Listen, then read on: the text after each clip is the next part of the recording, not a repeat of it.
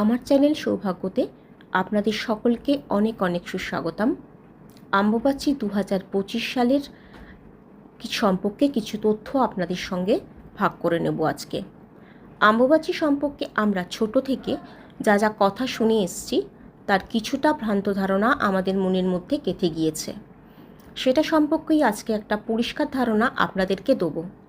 আমার চ্যানেলের সঙ্গে যারা জুড়ে আছেন প্লিজ এই ভিডিওটাকে শেয়ার করবেন, লাইক করবেন। যদি চ্যানেলটা না সাবস্ক্রাইব করে থাকেন চ্যানেলটা সাবস্ক্রাইব করবেন। 2025 সালে অম্বুবাচী শুরু হচ্ছে 22শে জুন 2:58 PM, শেষ হচ্ছে 26শে জুন 3:21 AM। এই যে টাইমটায় চলছে সেটা স্বাভাবিকভাবে দেবী মায়ের রজস্বলা হওয়ার একটা নিয়ম, এবং এটা একটা স্বাভাবিক নিয়ম। যেরকমভাবে আমরা রজস্বলা হই প্রত্যেক মাসে, দেবী বছরে একবার হন, এবং এই নিয়ম যেটা অসমে পালন করা হয় কামাখ্যা মায়ের, সেটা কিন্তু সারা ভারতবর্ষে একইভাবে পালন করা হয় না। অতএব অম্বুবাচী মানেই আমরা আমাদের গৃহ দেবীকে না খাইয়ে রাখবো বা মুখ ঢাকা দিয়ে রাখবো, পুজো অর্চনা করব না, এমনটা নয়।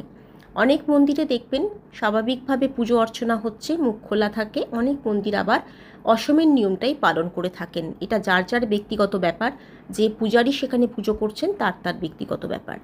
আমার ব্যক্তিগত মত বলবো না, শাস্ত্রীয় বিধি অনুযায়ী এগুলো কিন্তু করার কোনো দরকার নেই। যেটা করার দরকার সেটা হচ্ছে ভূমিতে কোনো কিছু আঘাত করা উচিত নয়, কোনো বৃক্ষরোপণ, কোনো গৃহ আরম্ভ এগুলো করা উচিত নয়, এবং ভূমি খনন এটাও উচিত নয়। কেন? একে মা ধরিত্রী মাকে কষ্ট দেওয়া হয়। আর এই সময় রবি আদ্রা নক্ষত্রে প্রবেশ করেন। আদ্রা একটি সিক্ত নক্ষত্র। এই রবি তার তেজ কমিয়ে আদ্রা নক্ষত্রে প্রবেশ করা মানে বৃষ্টি, ঝড় এসবের আশঙ্কা থাকে, পৃথিবী সিক্ত হয়, পৃথিবী ঠান্ডা হয়। এবং এই সময়টাই সেই জন্য মানুষজন, পুরাকালের মানুষজন দেখা যায় যারা মানতেন বা এখনও মানেন, তারা ফল, দুধ এগুলো খান। তো অম্বুবাচী যখন ছেড়ে যাবে তখন আপনি আপনার গৃহ মন্দিরের দেবদেবীদের অবশ্যই দুধ, চিড়ে, খই, আম এগুলো দেবেন, এবং বাড়ির সকলে সেটা প্রসাদ হিসাবে গ্রহণ করবেন। একটা জিনিস লক্ষ্য করবেন, জগন্নাথের রথযাত্রার সময় কিন্তু অম্বুবাচী পড়ে, কিন্তু তার জন্য কিন্তু রথযাত্রা থেমে থাকে না। তাহলে রথযাত্রায় যে নিয়মটা পুরীতে মানা হয় সেটা একদমই অন্যরকম। কেন? সেটা জগন্নাথের নিজস্ব ধাম। সেই জন্য অসমের যে নিয়মটা অম্বুবাচীর সময় মানা হয় সেটা সারা ভারতের ক্ষেত্রে প্রযোজ্য নয়। তান্ত্রিক যারা আছেন, তন্ত্রমতে বিশ্বাস করেন, বা অনেক মানুষও আছেন এই অম্বুবাচীর সময় বিশেষ নিয়ম পালন করেন। শুধু বিধবা মহিলারাই যে এই নিয়ম পালন করবে এমনটা নয়। যে চাইবে বা যারা চাইবে এই সময় রান্না করা কোনো খাবার নাও খেতে পারেন, বা তারা ফল, দুধ এরকম কিছু মিষ্টি এরকম খেয়েও থাকতে পারেন। এটা তাদের নিজস্ব ব্যাপার।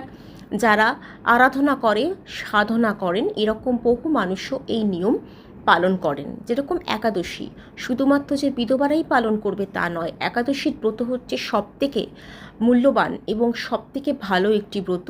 যে কোনো মানুষই যে কোনো একাদশীতে এই ব্রত পালন করতে পারে যারা ধর্মীয় হিন্দু ধর্ম, সনাতন ধর্মে বিশ্বাসী। অতএব এগুলো আমাদের পরবর্তীকালের কিছু ভুল ধারণা, যেগুলো থেকে আমাদের বেরিয়ে আসতে হবে। এবার আপনাদের বলবো, অম্বুবাচী চলাকালীন আপনারা আপনাদের গৃহমন্দিরের দেবী যারা আছেন, দেবদেবী উভয়কেই পুজো করবেন, খেতে দেবেন, ধূপদীপ দেবেন। তবে এই সময় কোনো আগুন জ্বালানো উচিত নয়, মানে কোনো যাগযজ্ঞ এগুলো করা উচিত নয় বলেই কোনো শুভ কাজ এই সময় হয় না। বিয়ে, অন্নপ্রাশন বা পৈতে বা অন্যান্য গৃহারম্ভ এরকম কোনো শুভ কাজ, বা কোনো বাড়ি আপনি পাল্টালেন, এরকম কোনোভাবে কোনো শুভ কাজ করা উচিত নয় বলেই শাস্ত্রে বিধান দেওয়া আছে। অম্বুবাচী যখন শুরু হবে সেই সময় সেদিনকে স্নান সেরে আপনারা একটা ঘট নেবেন। স্টিল বাদে যে কোনো ধাতুর তৈরি ঘট নিতে পারেন। তার মধ্যে জল ভর্তি করবেন। গঙ্গাজল হতে হবে এমন কোনো মানে নেই, যদি গঙ্গাজল দিতে পারেন ভালো। তার মধ্যে কিছুটা হলুদ, খানিকটা কর্পূর, কিছুটা লবঙ্গ, আপনি একটাও দিতে পারেন, তিনটেও দিতে পারেন, পাঁচটাও দিতে পারেন।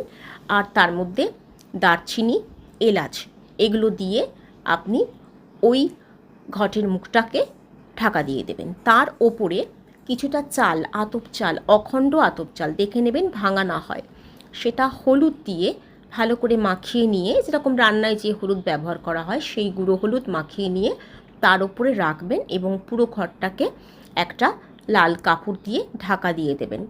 অম্বুবাচী যখন চলবে প্রত্যেক দিন ওই ঘরটাতে আপনি যেরকম পুজো করে ধূপ দেখান সেরকম ধূপ বা প্রদীপ দেখাবেন, আরতি করবেন। এবার অম্বুবাচী যখন ছেড়ে যাচ্ছে তারপরে ওই ঘটের জলটা আপনারা আপনাদের ব্যবসার ক্ষেত্র বা আপনাদের বাড়ি ঘরের চারিদিকে ছড়িয়ে দিতে পারেন, যাতে আপনাদের শরীর স্বাস্থ্য ভালো হবে, নেগেটিভ এনার্জি থাকলে সেটা বেরিয়ে যাবে এবং আপনাদের ব্যবসা ক্ষেত্রে ছড়িয়ে দিলে ব্যবসার উন্নতি হবে। বাড়িতে যদি কেউ অসুস্থ থাকে তার গায়ে ছড়িয়ে দিলেও সে সুস্থতা লাভ করতে পারবে দ্রুত, আর বাড়ির শ্রীবৃদ্ধি হবে, আপনাদের টাকা পয়সা হবে। যেই চালটা আছে সেই চালটা আপনারা কোনো মন্দিরে দিতে পারেন, কিংবা আপনাদের যেখানে টাকা পয়সা থাকে সেখানেও আপনারা কোনো কাপড় দিয়ে বেঁধে সেটাকে রেখে দিতে পারেন, সেটা আপনাদের নিজস্ব ব্যাপার। আবার আপনারা সেটাকে পাখিদের খাওয়ার জন্য ছাদে বা বারান্দায়, যেখানে দেখবেন পাখিরা আসে, ছড়িয়ে দিতে পারেন, পায়ে না লাগে সে ব্যাপারে লক্ষ্য রাখবেন। অম্বুবাচী ছেড়ে যাওয়ার পরে ছোট মেয়ে যারা বালিকা, সেই সমস্ত মেয়েদের আপনারা যদি কাছে পান, আপনার বাড়িতে থাকে বা আপনাদের আত্মীয়র মধ্যে, পরিজনের মধ্যে, বন্ধুবান্ধবের মধ্যে, পাড়া প্রতিবেশীর মধ্যে, তাদেরকে মিষ্টি বা কোনো খাবার যেটা তারা ভালোবাসে অবশ্যই খাওয়াতে পারেন। তাহলে এটা হলো অম্বুবাচী সম্পর্কে আমার একটা প্রতিবেদন, যেটা আমি মন থেকে মানি এবং আপনাদের সঙ্গেও শেয়ার করলাম।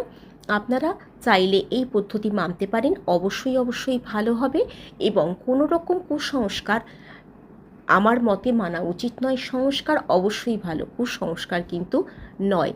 সেটা আমাদের এগিয়ে নিয়ে যায় না, সেটা আমাদের আরও বেশি পিছিয়ে নিয়ে যায়।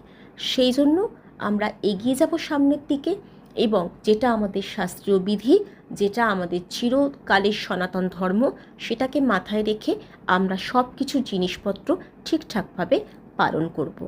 তাহলে আমার সঙ্গে এতক্ষণ থাকার জন্য ধন্যবাদ। চ্যানেলটাকে সাবস্ক্রাইব করবেন, যদি এখনও না করে থাকেন লাইক শেয়ার করবেন, এবং আবার অন্য কোনো অডিওতে আপনাদের সঙ্গে আবার কথা হবে। ধন্যবাদ।